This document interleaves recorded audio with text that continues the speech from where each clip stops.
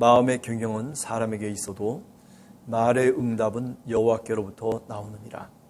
사람의 행위가 자기 보기에는 모두 깨끗하여도 여호와는 심령을 감찰하시느니라. 너의 행사를 여호와께 맡기라. 그리하면 네가 경영하는 것이 이루어지리라. 여호와께서 온갖 것을 그 쓰임에 적당하게 지으셨나니 악인도 악한 날에 적당하게 하셨느니라. 무릇 마음이 교만한 자를 여호와께서 미워하시나니 피차 손을 잡을지라도 벌을 면하지 못하리라.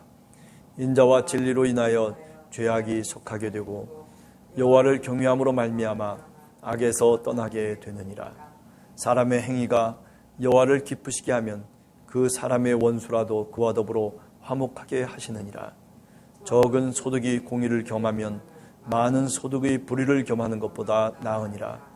사람이 마음으로 자기의 길을 계획할지라도 그 걸음을 인도하시는 이는 여호와시니라. 아멘. 오늘 12시에 요르단하고 축구 시합이 있었는데 다들 국민 모두가 결승에 올라가기를 바랬지만은 그러나 그렇게 되지는 못했습니다. 마음의 경영, 사람에게 있다라고 얘기합니다. 마음을 잘 주체하고 자기 마음을 잘 컨트롤할 수 있는 사람, 또 마음속에 여러 가지 계획을 잘 짜임새 있게 계획을 짜는 사람, 이런 사람 참으로 귀중한 사람이라고 얘기할 수 있겠죠. 그러나 오늘 성경 말씀을 보면 그렇게 아무리 계획을 짜고 짜임새 있게 마음 씀씀이를 갖는다 손 치더라도 그러나 결국 그 말의 응답은 여호와께 있다라고 얘기를 하고 있습니다.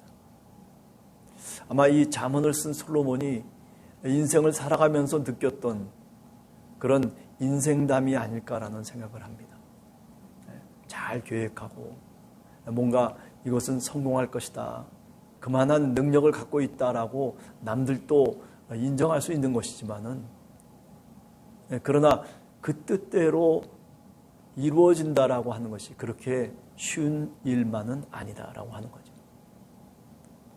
더구나 무슨 국가 간의 축구 대항전 한 사람 한 사람 놓고 보면 얼마나 능력이 있고, 그죠? 세계적으로 유명한 선수인데도 불구하고 11명의 선수가 같이 함께 힘을 합해서 뭔가 목표를 이룬다라고 하는 것이 그게 말같이 쉬운 것은 아니다라고 하는 겁니다.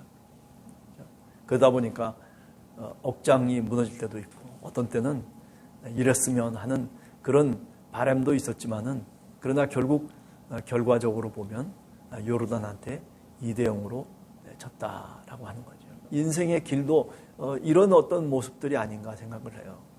능력이 있어요. 능력의 수치가 높아요. 갖고 있는 것도 많이 있어요. 그런데 문제는 뭐냐면 그런데 하나님이 원하시는 그 목적지까지 이르지 못하고 결국 중도에서 탈락하고 만단 말이죠. 우리가 교회를 세워나가는 것도 이런 모습이 아닐까라는 생각을 해요. 각자 맡겨진 위치들이 있거든요. 그 맡겨진 위치에서 자기의 역할을 잘 감당해야 되는데 아니 감당을 하죠. 그런데 문제는 뭐냐면 그런데 그 목표에 이르지를 못할 때가 많이 있는 거죠.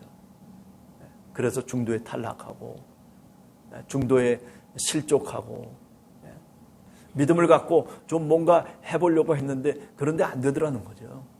자, 이럴 때에 지금 오늘 16장 1절 이하를 통해서 오늘 읽은 본문을 보면 사람이 마음으로 자기를 계획할지라도 그의 걸음을 인도하시는 이는 여호와시니라. 하나님께 맡겨야 된다는 거죠. 아니 성공하고 실패하고의 문제가 아니라 사실은 먼저 하나님께 모든 것을 맡겨야 된다. 내가 살아가는 인생의 길을 하나님께 맡기고, 그죠? 여러 가지 우리가 하나님께 먼저 맡겨야 될 것이 있단 말이죠.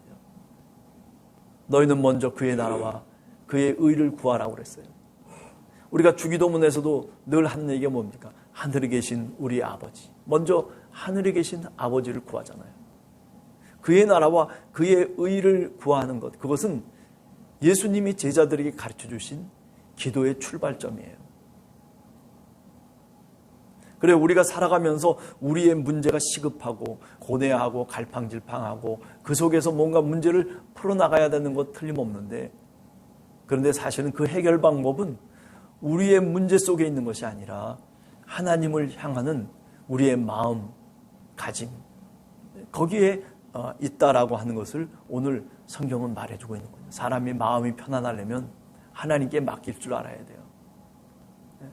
내가 하는 일들도 하나님께 맡길 줄 알아야 되고, 가정도, 삶의 길을 내가 열고 나가는 것도, 그것도 다 하나님께 먼저 맡길 줄 알아야 되죠. 신앙이라고 하는 것은 먼저 구해야 될 것과, 그리고 그렇지 않은 것들을 나중에 구하는 순서가 뒤바뀌어 버리면은, 그러면 신앙생활 하기가 힘든 겁니다. 그런데 우리 대부분의 사람들은 어떠냐면 먼저 하나님께 영광을 돌리고 하나님의 의사를 묻고 하나님이 나에게 원하시는 것이 무엇인지를 깨닫지 아니하고 먼저 내 뜻대로 하는 거죠. 답답할 때가 많이 있습니다, 사실은. 어려운 문제, 세상을 살아가면서 풀리지 않는 문제들이 얼마나 많습니까? 근데 왜 그러면 그 속에서 허덕이고 있느냐라고 얘기한다면, 허덕이지 않고 넘어갈 수 있는 방법이 있어요. 하나님께 눈을 돌리면 되는 거거든요. 우리가 그런 예화가 있잖아요. 아버지하고 아들이, 나이 어린 아들이, 아버지가 이렇게 쭉 농사 짓는 것을 봤어요. 앞에 소가 끌고 쟁기가 뒤에서 땅을 막 파고 이제 막 나가거든요. 근데 아버지 하는 거 보니까 쉬운 것 같아요. 그래가지고 아들이, 아버지 나한테 달라고. 그래가지고 자기가 기운도 좋고 그리고 눈도 얼마나 좋아요. 논두렁을 다시 파헤치기 시작하는데 몇 번 파헤치다 보니까 이상한 거예요.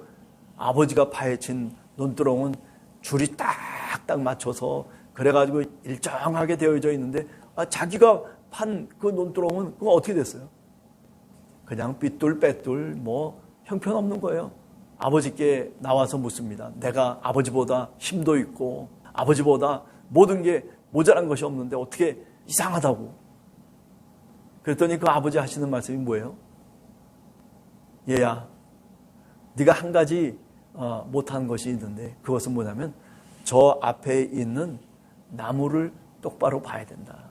저 논두렁 저 건너편에 있는 저 나무를 기준으로 세워서, 그래서 내가 소를 몰았기 때문에 이렇게 일정하게 그리고 잘 짜여지게 지금 이 논과 밭을 이룬 것이란다. 맞는 얘기인 것 같아요. 뭔가 기준이 있어야 된단 말이에요. 근데 그 기준이 내가 세상 속에 살아가는 변화무쌍한 데다가 기준을 두고 인생을 살다 보면 내 인생이 엎치락뒤치락 하는 거예요. 그런데 하나님께 기준을 두면 변화하지 아니하시고, 그리고 영원토록 동일하신 우리 아버지 하나님께 내가 기준을 두고 마음의 기준을 두고 살아가다 보면, 그게 느린 것 같아도, 힘이 없고 연약한 것 같아도 사실은 삐뚤어지지 아니하고 줄을 맞춰서 가장 그럴듯하게 인생의 길을 잘 말하자면 개간을 할 수 있도록 된단 말이죠. 네. 그렇습니다. 마음의 경영은 사람에게 있어요. 그렇지만은 그것이 그 말대로 이루어지기 위해서는 우리가 하나님을 믿어야 됩니다. 하나님께 맡겨야만이, 그래야 내 인생의 길이 편당한 길이 되고 그리고 행복한 길이 될 수 있겠다라고 하는 겁니다. 자, 그래서 3절에 보면 너의 행사를 여호와께 맡기라. 그리하면 네가 경영한 것이 이루어지리라. 그렇게 얘기하고 있습니다. 그러면서 더 나아가서 뭐라고 얘기합니까? 여호와께서 온갖 것을 그 쓰임에 적당하게 지으셨나니 악인도 악한 날에 적당하게 하셨느니라.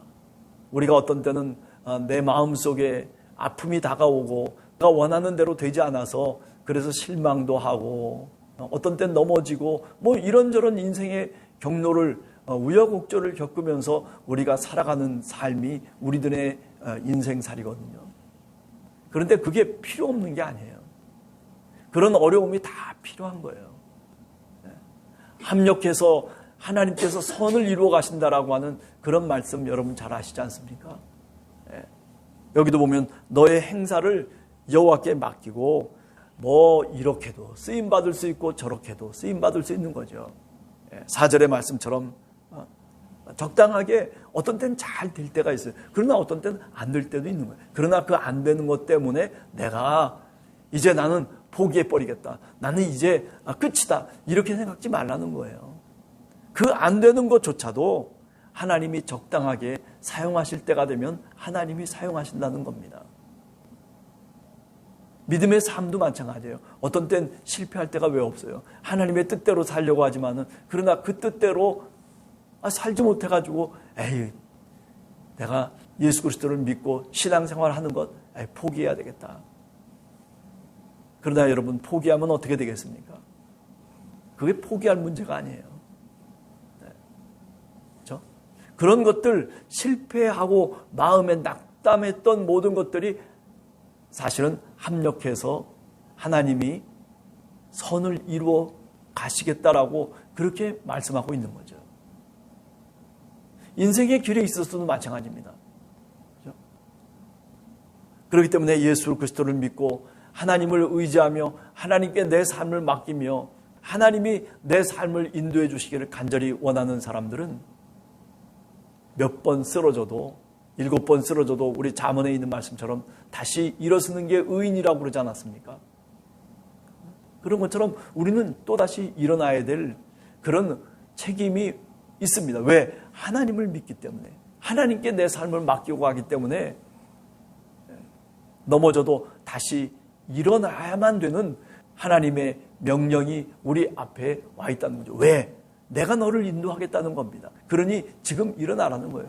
합력해서 내가 선을 이루어 줄 테니까 일어나라, 힘을 내라. 그렇게 늘 우리를 격려하시는 분이 누구냐면 바로 우리 주님, 우리 하나님이시다라고 하는 거죠. 그렇기 때문에 교만할 필요가 없죠. 잘 된다고 뭐 교만해서 의기양양해가지고 남을 무시하고 능력 없는 사람이라고 남에게 손가락질해야 되고 뭐 이런 어떤 자기 자만심, 믿음의 사람들에게는 그렇기 때문에 늘 하나님만을 경외하는 것이 우리 마음속에 자리 잡고 있어야지 내가 남보다 낫다, 내가 남보다 뭐 이렇다 저렇다 하면서 자기 자랑을 내 마음속에 품기 시작할 때 결국 우리에게 불행이 찾아오기 시작한다라는 말씀입니다.